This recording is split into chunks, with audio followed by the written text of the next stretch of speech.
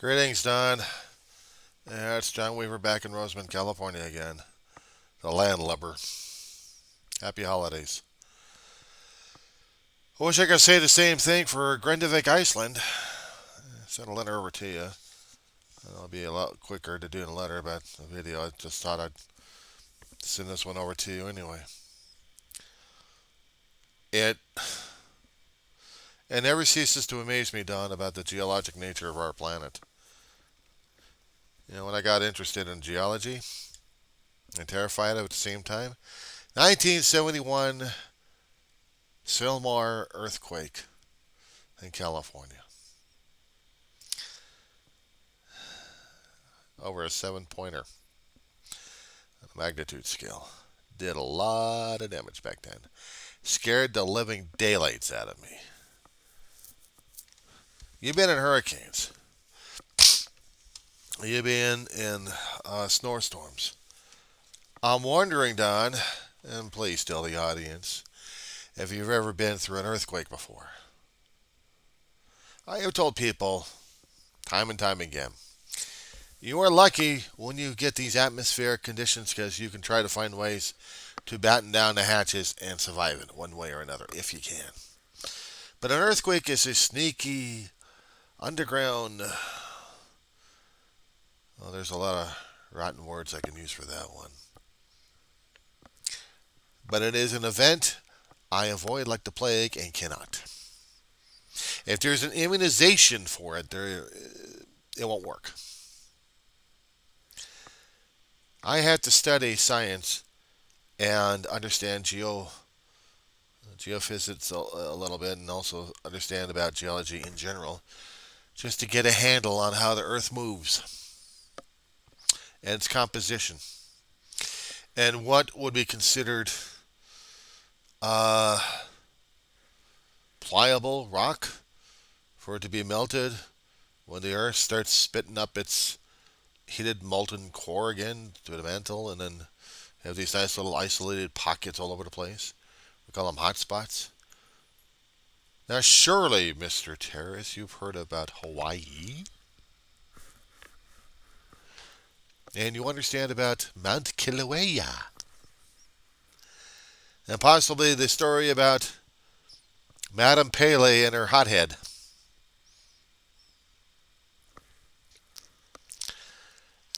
I've never been to Hawaii. I just only understood a little bit of geology over there, indicating that it was a hot spot. And there's a large chain of islands. The oldest are underground, underwater. Actually, the newest ones should be underwater if they're going through the volcanic vents. And the island just keeps spreading, keeps stretching.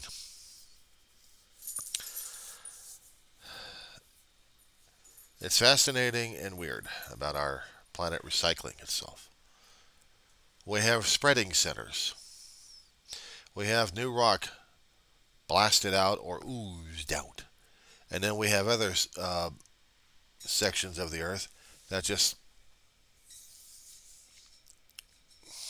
swallows it up. The continental crusts that we have, that our landscape, that your place, my place, rests on. Two different plates.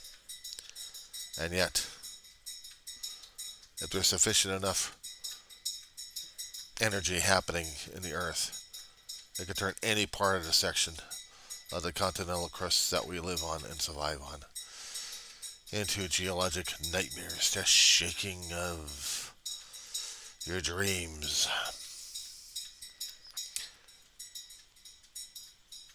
I was a young kid. My brother's 8 years older than I was. He was.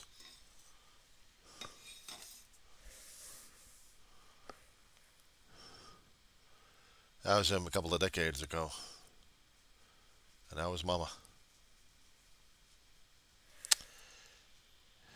My brother and I were kids. I was about 4, maybe 5. Well, yeah, a little after 5. And we had our beds. We're living in an apartment complex. The whole place shook. We had a outdoor swimming pool in the middle of the complex. Someone's apartment door got blasted open and then got flooded out. Cleanup was a pain in the ass, I'll tell you that much. But our particular apartment, we were right above it. Well, no, I'll take that back. We weren't. We're in the opposite end when that water hit. But our beds, Don, our beds.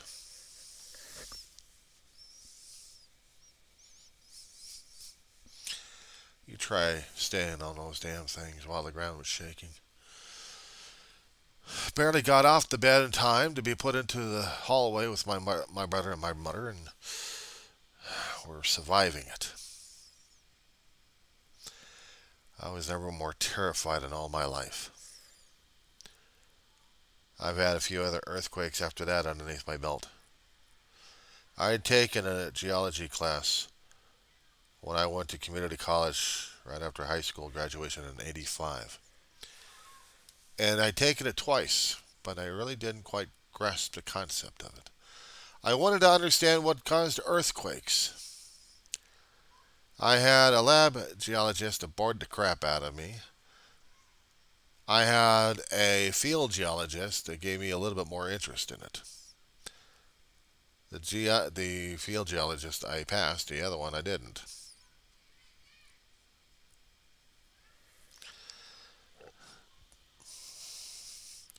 I looked at the earth and its wonder,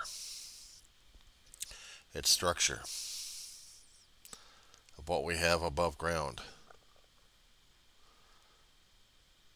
And it didn't help me very much when we had the '94 earthquake in Northridge. Of course, we had a few other earthquakes before that, but they scared the hell out of me then. But the '94 really terrified the crap out of me. It's not until a few decades later that I got back into college, right after Ma passed.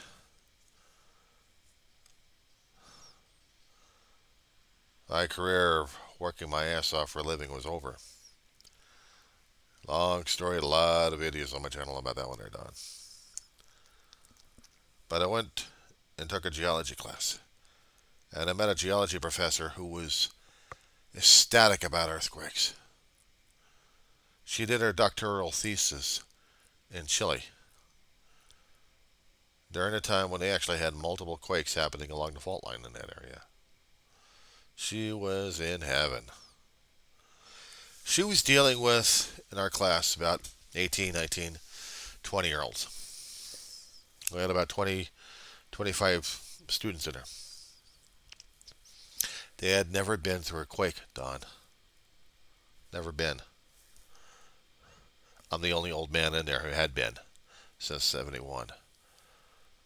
And the professor just listened as I was trying to give him an explanation of all the quakes and all the information I had about it. I mean, besides reading about it in textbooks, having a living witness of surviving those quakes, and knowing what absolute terror is all about. Well, these kids got their initiation a few years later when Ridgecrest, California, a desert community, had about a 6 point on the magnitude. Roseman is about 40, 50 miles away. We felt it. We felt it.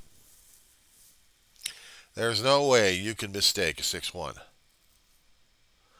But we didn't have that much damage out here in Roseman. But there was a lot of damage out in Ridgecrest, California.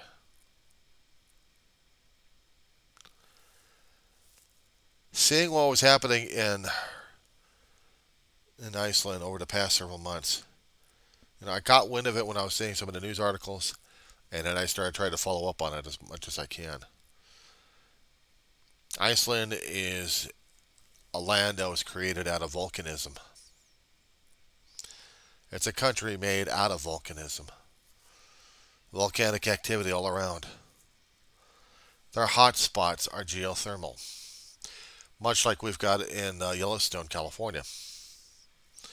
I worry about that area. I also worry about the Cascade Mountain ranges we have out here in the West Coast. 1980s, we had Mount St. Helens blow the side of her face off. And sometimes she does rumble a little bit. We haven't had a major We've had earthquakes up and down the coastline. We've had earthquakes extending from, oh God, how long? Yeah, a long. But in my particular section, I'm wondering whether or not we're overdue for a major. And it still scares the hell out of me, Don. I would recommend that you have all your people out there that you keep in contact with on video and anything else. Stay the hell away from Iceland for a long while. Please. Now, unless they've got suits that can deal with lava and gases to breathe through. Because right now Iceland is not conducive to any tourists at this point, even though they might like to have tourists. Grindavik is not. Grindavik is evacuated. They've got police surrounding the area in different highway checkpoints, keeping people away, and visitors, and tourists, and anybody else. They're trying to keep the area safe and secure. It's a lot of heavy ash activity out there. If the winds are prevailing just right, it'll flood the area a little bit. But since they're going, people are saying that it's going north by northeast. They may have a chance to breathe. They're also worried about the power station out there, dude.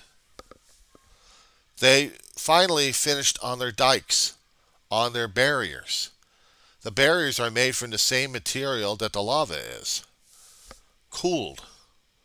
So hopefully it'll act as a strong barrier, and just in case that the lava flow happens to go into their territory. I was seeing the eruption happen online. I was looking at the tape delay. Right now it's 6:55. Actually, it's 5:55 Pacific Standard Time p.m. on the West Coast. Now, about several hours ago, that's when the thing started ripping over at Iceland, and it erupted like crazy. I saw the delays on it. There's an Idaho geologist. Ah, crap! I gotta get my glasses cleaned again. There's an Idaho geologist who has been keeping people abreast of what's going on out there. He has his own YouTube channel, and he's been trying to stay ahead of this thing and trying to tell people what was going on. In fact, he streams every so often, every day on this one. I know you're keeping track of the weather, what's happening. Some of the cruise ports are shutting down because of the heavy weather. I've looked. I saw it, dude. I saw it. We've got lighter systems coming through. Wouldn't be that much of a problem with our own traveling situations out here in the West Coast. But out where you are, hunker down. Hunker down. I'm batting down the hatches. You take care, my friend. One of these here days, we gotta talk in person.